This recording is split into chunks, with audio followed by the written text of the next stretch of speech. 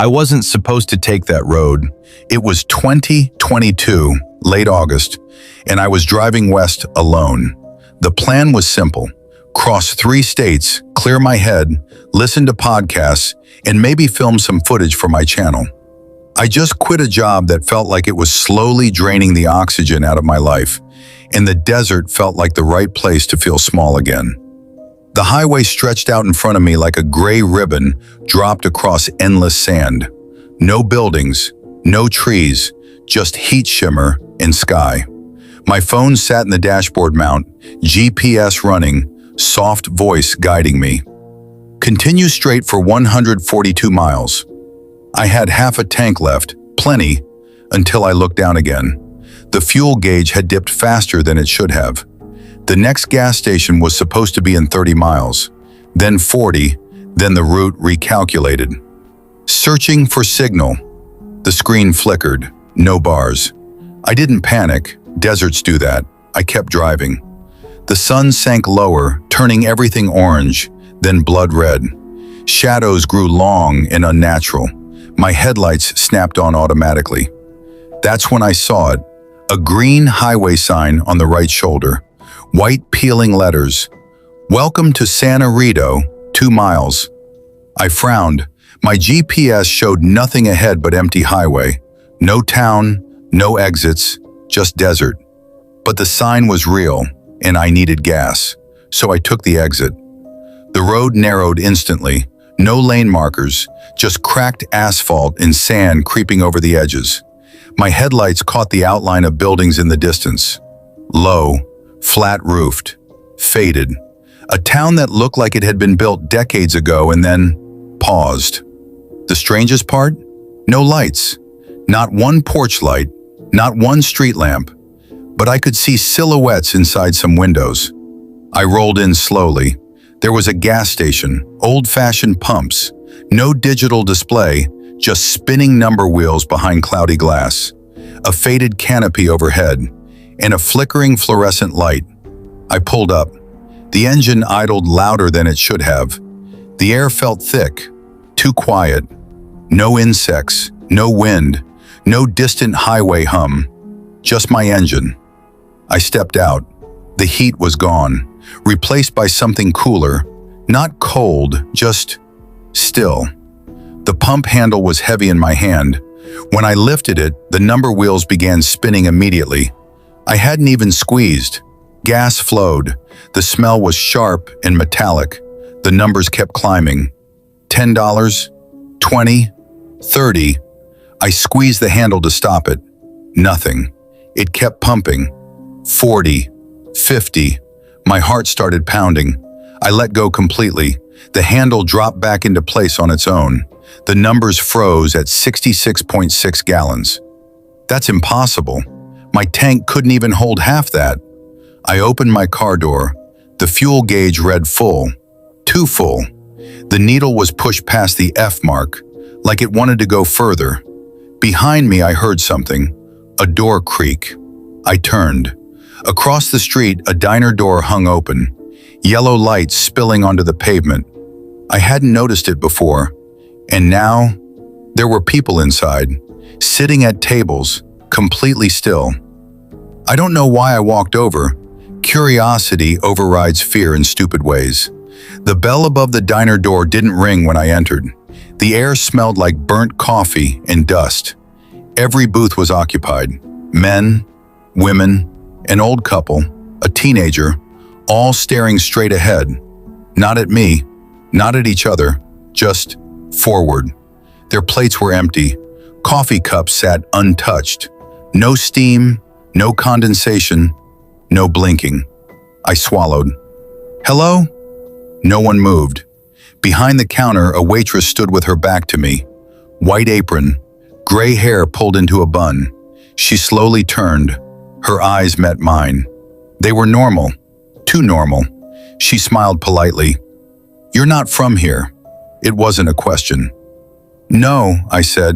I just needed gas. My GPS doesn't show this town. Her smile didn't change. GPS doesn't show a lot of things. One of the men in a booth twitched, just slightly, like a frame skipping in a video. then still again. I stepped backward.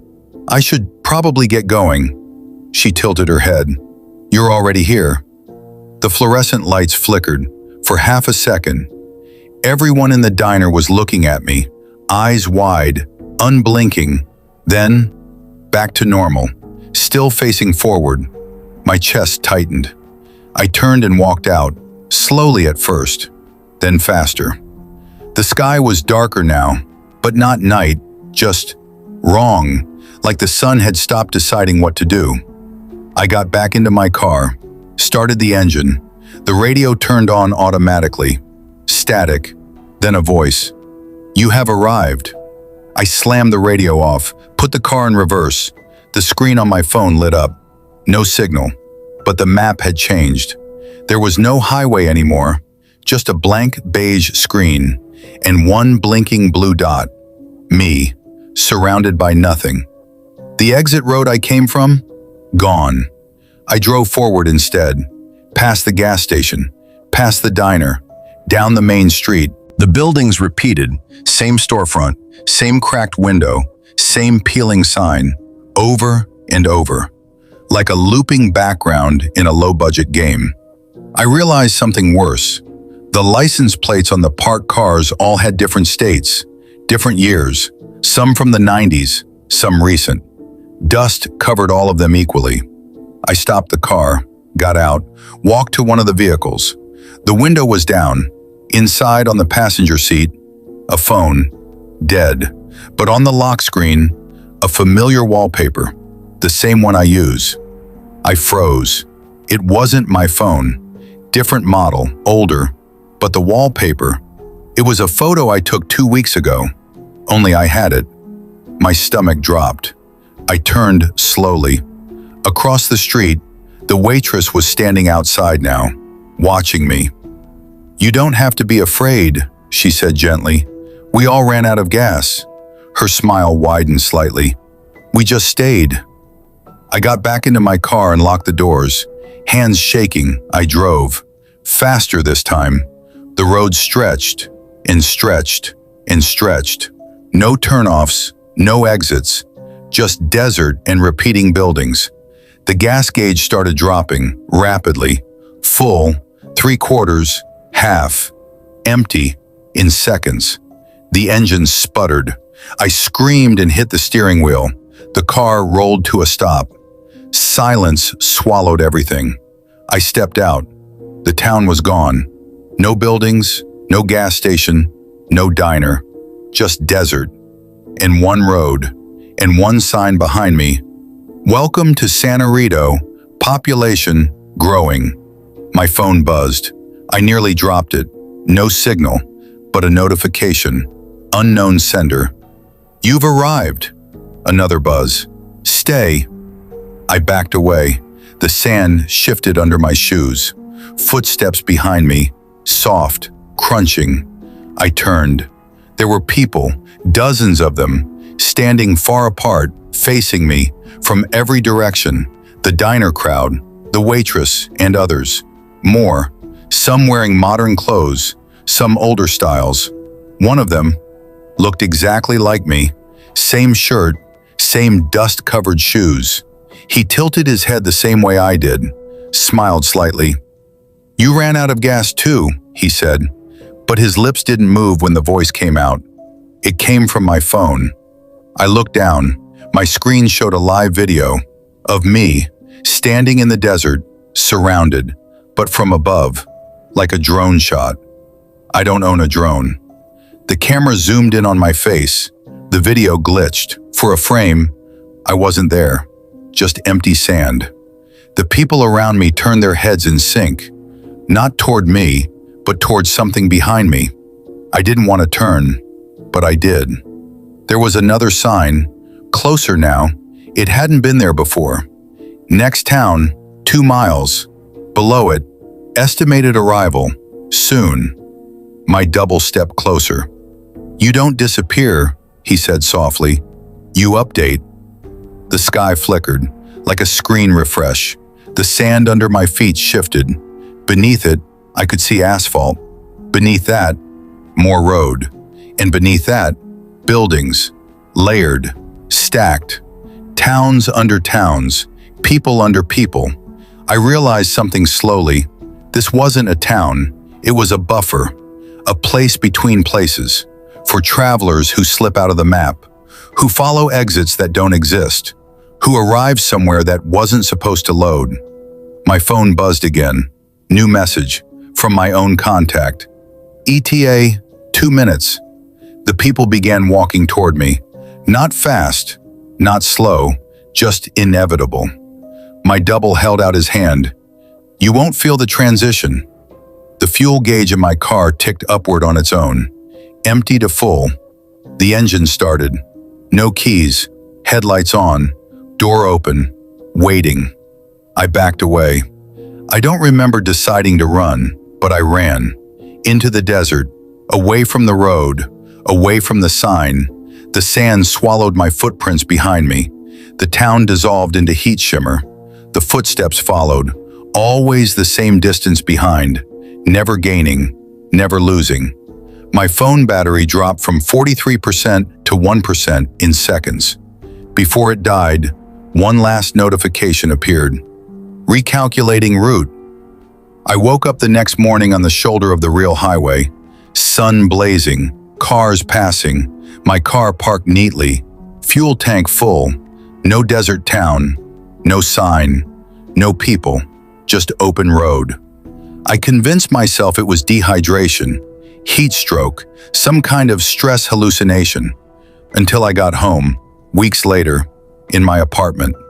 I opened my GPS to check traffic. The map zoomed out, zoomed further, then glitched. For half a second, between two cities, there was a tiny dot, labeled faintly, San Arito. Then it vanished. My phone buzzed. Unknown notification, no preview, just one line. Next town, 2 miles. Have you ever taken an exit that didn't exist on your map? I tried to ignore it. For 3 days after I got home, I told myself it was dehydration, stress, lack of sleep. The desert does strange things to the brain. Hallucinations aren't uncommon when you're alone long enough. But the notifications didn't stop. The first night back in my apartment, I woke up at 2:17 a.m. to the sound of my phone vibrating against my nightstand. Not ringing, just buzzing, over and over. When I picked it up, the screen was black. No missed calls, no messages, no notifications, but the buzzing continued in my hand, like something was trying to break through. Then the screen flickered. The map app opened on its own. No signal, Wi-Fi off, but it zoomed out automatically. City, state, country, further, until the entire continent fit on the screen. And there it was again, that tiny dot, barely visible, between two highways in the middle of nowhere. San Arito. A red route line extended from my apartment all the way to it. Estimated arrival, 6 hours, 44 minutes. I dropped the phone like it burned me. The screen went dark. Silence. I didn't sleep the rest of that night. The next morning I checked my car. Full tank, exactly like before, but the odometer had increased by 66 miles. I hadn't driven anywhere. I checked my security camera footage. Nothing unusual, except at 3:03 a.m., for exactly 6 seconds, the camera feed glitched. Static. Then a single frame. My car, parked in the desert, under a dim orange sky, and behind it, the green sign. Next town, 2 miles. Then the footage returned to normal. I nearly threw up.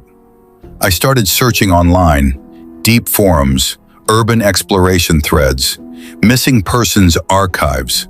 There were stories, not many, buried under layers of random posts. Travelers who described towns that didn't exist, gas stations with analog pumps, diners full of unmoving people, GPS glitches, fuel gauges behaving impossibly. Every story ended the same way. Either, I made it back, I think, or the account went silent. One post from 2022 caught my attention. User, highway returner. I found my own car in the town. It had been there for years. Same plate, same scratches. I wasn't the first version of me. The post had 0 replies. I tried messaging the user. Account deleted. But their last login timestamp? 3 days ago. The footsteps started after that. Not outside, inside. Late at night when the city quieted down and the distant sirens faded, I would hear them in my hallway. Soft, measured, crunching, like sand under shoes. I live on the 3rd floor of a small apartment building. There's no sand in the hallway. The first time I heard it, I froze in bed. The footsteps stopped outside my door. Silence. Then a faint scraping sound, like someone running their fingers along the bottom edge of the door. I couldn't move. I couldn't breathe. My phone lit up. No notification, just the lock screen. Time, 3:03 a.m. Battery, 66%. A message preview appeared, from myself. You didn't stay. The footsteps moved again, this time inside my apartment, slowly crossing the living room, stopping outside my bedroom door. I grabbed the nearest thing on my nightstand, a lamp, and held it like a weapon. The doorknob didn't turn. No shadow appeared beneath the door. Nothing. But I could feel it, like the air pressure changed, like something was occupying space just beyond the wood. Then, 3 knocks, soft, evenly spaced. I didn't answer. After a full minute of silence, the pressure lifted. The footsteps retreated, out of the apartment, down the hallway, gone. When I finally opened the bedroom door at sunrise, there was sand on my living room floor. Just a thin trail, from the front door to the hallway and back again. I changed my locks, reinstalled all my apps, factory reset my phone, bought a new one entirely. Didn't matter. At 3:03 a.m. every night, the map reappeared. Each time the route shortened. 6 hours, 5 hours, 4 hours. It wasn't counting distance, it was counting something else. The last notification read, "Recalculating, you're closer than you think." I stopped driving entirely, walked to work, avoided highways, avoided open roads, avoided any sign that pointed toward nowhere. But the world began shifting in subtle ways. One morning on my commute, I passed a gas station I'd never noticed before. Old pumps, peeling green paint, no brand name. The numbers on the price sign read $6.66. There was no one inside, no cars, but the fluorescent light flickered. I didn't stop. I walked faster. The next block, I passed the same gas station again. Exact same building, exact same price. Like it had looped. I turned down a different street. The city looked normal. Traffic lights, people walking dogs, noise. But every reflective surface showed something slightly wrong. In store windows, my reflection lagged half a second behind me. In car mirrors, I wasn't alone. A second silhouette stood just out of frame, matching my posture, smiling faintly. That night, I decided to test something. At 2:59 a.m., I opened the map app manually. Before it could open itself, blank screen, no signal. Then, coordinates appeared at the top. No address, just numbers. They were updating in real time, counting down, like a timer. I typed them into a browser. The location loaded. Satellite view. A stretch of empty desert and a single road. No buildings, no town. But when I zoomed in, there was a faint square outline in the sand, almost like something had been erased or was waiting to render. My phone vibrated. Incoming call from unknown. I answered without thinking. Static. Then, my own voice, breathing heavily. "Don't follow the exit," it whispered. Behind my voice, I heard the diner bell, the waitress's soft tone, and dozens of synchronized footsteps, The line cut. Immediately, another notification popped up. Arrival updated, 2 miles. I wasn't driving, I wasn't moving, but something was. The next morning, my car was gone. Parking spot empty, no broken glass, no sign of theft. I ran downstairs, panicked. Then I saw it, parked across the street, perfectly aligned, facing the wrong direction, like it had just arrived. The tank was empty. The odometer had increased by exactly 2 miles. On the windshield, written in dust, next town. I didn't touch the car. I didn't drive it. I left it there for 2 days. Then it disappeared. No tow record, no police report, nothing. It simply wasn't there anymore. I think I understand it now. San Rito isn't a fixed place. It's a correction, a fail-safe, for when people slip through the cracks of mapped reality, for when roads don't align, for when exits shouldn't exist. It doesn't trap you, not exactly.